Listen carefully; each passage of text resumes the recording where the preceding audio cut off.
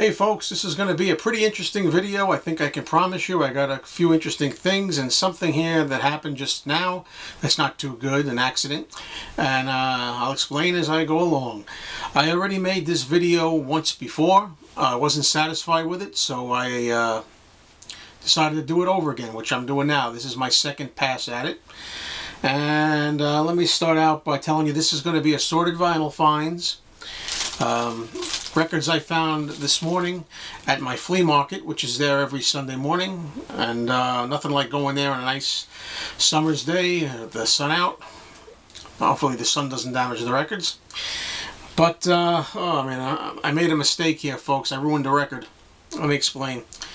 So anyway, some of these are from my record store. So before I get to the flea market today, I'm going to go to some record store finds recently that I got at my favorite record store. I went to my favorite record store and I found this album, which had shrink wrap on it. I took it off in the first video. I'm gonna like put it over it. It was a German import in the dollar section. Okay, there's a dollar section in my record store where I don't usually find many good finds there, but I found this German import of a Rolling Stones record called Around and Around with the cellophane on it, an import. So I asked him, why is it in the dollar section? He told me because the record's warped. Well, I found out that the record, even though it's warped, I played both sides this morning and you can't tell it's warped. So even though the needle goes up and down on the record, it sounds fine. And for $1, I wanted it because of the cover. Now I'll take the shrink off in a minute. I pulled it off in the last video because I found out a lot of people are concerned about shrink wrap on records. I usually don't worry about it. I don't believe they warp the records. But it's obvious that in this particular case, the shrink had caused this the flimsy cover. Sometimes the imports are flimsy. And you can see here, it obviously was tight. And in this case, it did warp the record because there was such a thin cover. So what I did was, I can't do it dramatically now, but in the first pass of this video, I pulled the shrink wrap off and said, in this case, I'm not gonna keep the shrink on it. Well, that turned out to be a problem because as I was getting prepared to do this second video, I had the somewhere over here. I don't know where. When will I ever learn? These sticky flaps here. I had the sticky flap put down on that Rolling Stones album cover. And just now, 5 minutes ago, while I'm preparing this, look what I did. It stuck to Keith Richards. And when I lifted the flap off, the sticky part, it had been resting against this album. And this is brand new. It wasn't there originally, folks. So, very disappointed in that. You know, there was no need for that. If I would have left the shrink on here, wouldn't have happened. Anyway, the record itself, as I say, it plays great. It's on Nova Records. And I don't know if you can see by the naked eye here, but it is warped, this record. It is a little, goes up and down. But as I say, all the songs sound normal. There's not a problem with it, listening to it. And it's got the song I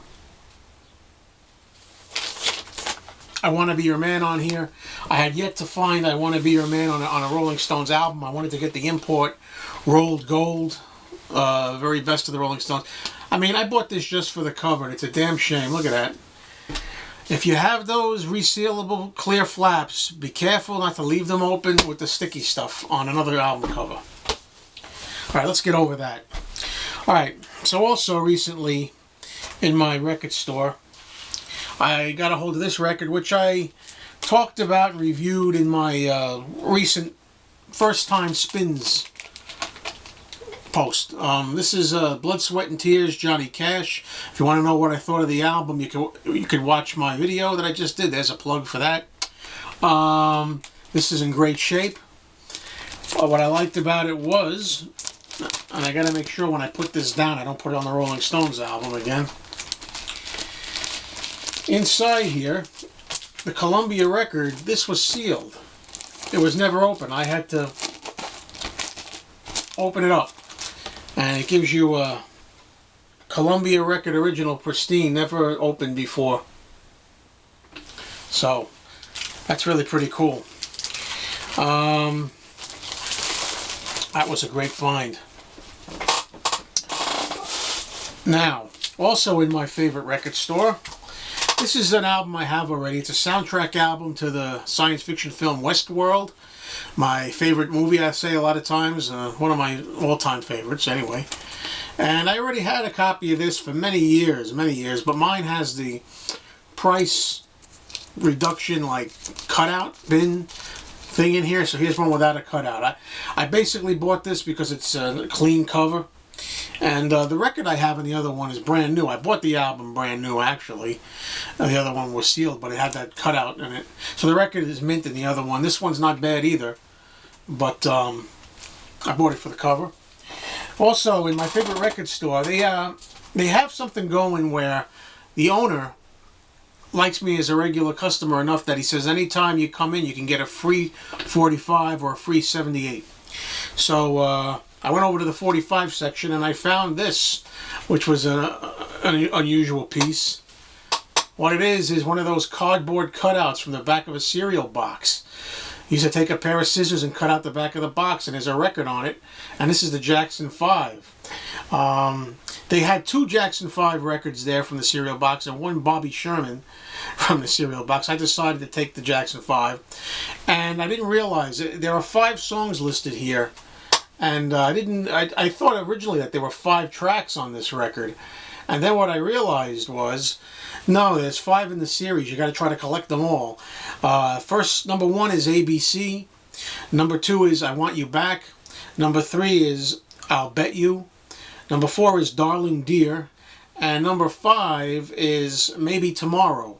Well, I only knew the first 2 songs. The one I got here was Darling Dear, which I never heard before. I played it.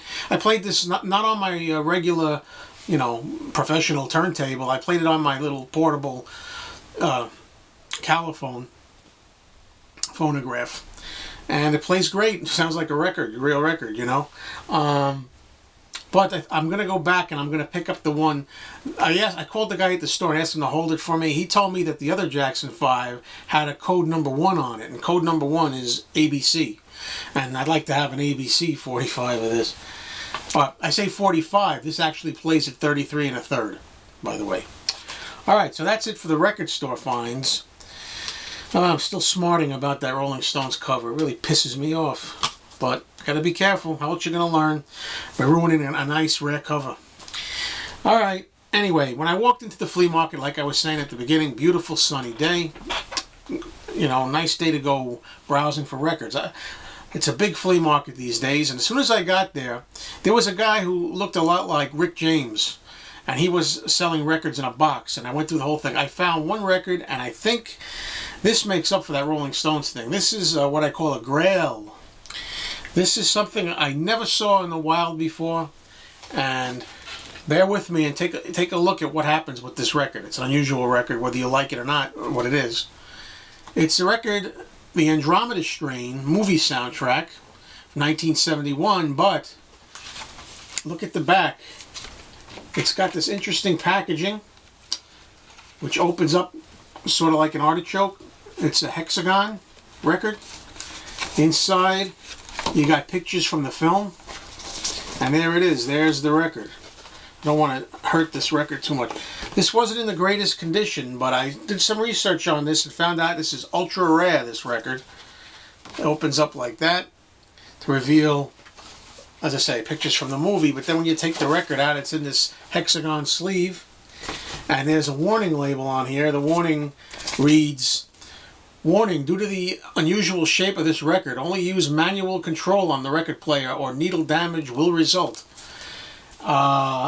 And the record, when I looked at it in the sunshine, look at it, hexagon record, how cool is it?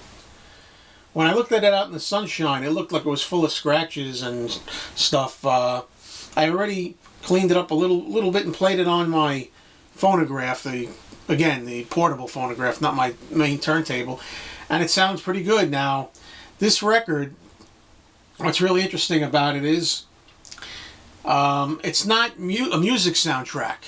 The movie only has electronic like noise and experimental sounds, which is what this is, if you call it music. So this is really cool. And I looked on Amazon, I looked on Discogs, and I looked on eBay when I got this home. And I found out it's going for, some people want $279. One guy wants $189.99. Buy it now. Some people want $55. This thing is worth a lot of money. And, you know, how much did I pay for it? The guy wanted $3 for it, but because it was kind of scratchy, I said to him, will you take $1? And he said, $2, because it's unusual shape. So I gave Rick James $2 for this. And I've never seen this in the wild before. It's a very unusual piece. I love the movie. It's one of my favorite science fiction movies. I had no idea that it was worth that much money. I can just tell you that I've never seen it out in the wild. Now, although people are asking this money online for it, it seems like they're not getting it that I can see yet. But how cool is that, huh? So I'm real happy with it. Got it for $2. I would have gave the guy the $3, you know, if had I really realized how much it was going for. Okay, elsewhere in the flea market now, I found this. Somebody was selling this for $1. It's a Linda Ronstadt album called The Southern Belle. And I'm always game for a Linda Ronstadt album. Love Linda Ronstadt. And if she's got another cover of her looking pretty on it, it's for me. What was interesting about this record was, when I pulled it out to examine it, first it's a capital Target label there, see? But when I actually pulled it out, it had an MGM inner sleeve, but the record was a surprise. I didn't expect it to be on gold colored vinyl on the purple capital. So that was kind of an interesting item to spot out there.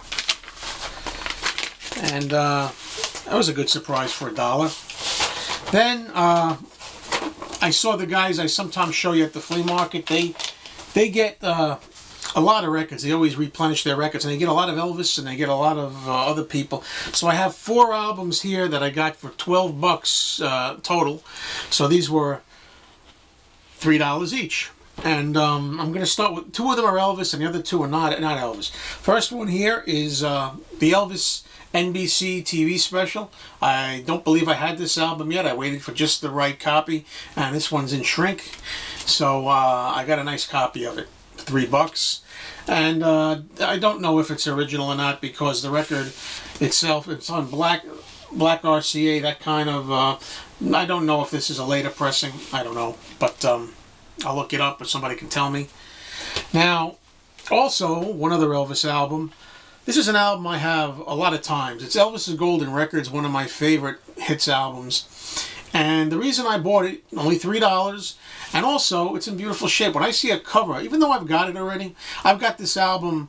This is not the original, by the way. It's a later press, but the original has blue letters. I have the blue letters, I have white letters, I have this with a black stereo border on it. I have all kinds of things. But how can you pass this up for a few bucks when the cover is so beautiful and the spines are intact and sharp, and the record is in great shape? I mean, on RCA, I mean, you know, I'm guessing this is a 60s press, early 60s press. I'll look it up again. I mean, how can you let that go? Even if I only wind up trading it, getting it for a trade with somebody later on, even if I have multiple copies, I can't leave that sitting there for that money. Okay, also from these guys for $3, I got the 4 Seasons, Dawn, Dawn Go Away, and 11 other great songs. I love the song Dawn. It's probably my favorite song by the 4 Seasons, although it's hard to be sure. I like a lot of their stuff. The record's in good shape, and this cover was just really nice and spiffy. It's a stereo version. I think it's available on mono. I'd rather have it on mono, but I may even have it. This is one of those albums I'm not even sure if I had it already. So, but it was just too nice condition to let go. Here's the last thing I'm going to show here, which turns out to be, I didn't realize when I bought it, but I looked at closer. It's manufactured in the UK. This is a UK import. It's Silver Convention's greatest hits. Now, all I really know by them is Fly, Robin, Fly, and Get Up and Boogie. But there were a lot of 8, 9, 15 songs on here. I'll put this on in the background when I'm in a mood for 70s stuff and see what it sounds like. The reason I bought this was it was unusual, cheap, and also due to the fact that I don't think I ever saw what these girls look like, and it's nice to see them on the cover. Prior to this, I just had an album called Save Me that has Fly Robin Fly on it, and it's got a black cover and a generic looking cover. This was a nice cover to see the girls and have all the songs together. What the hell? And just a look at the record for those who may be interested. Magnet Records, Warwick, UK. Well, thanks for watching, folks. And remember, you can learn something new every day. Be careful of putting those flaps down on album covers that are not protected in another sleeve. See ya.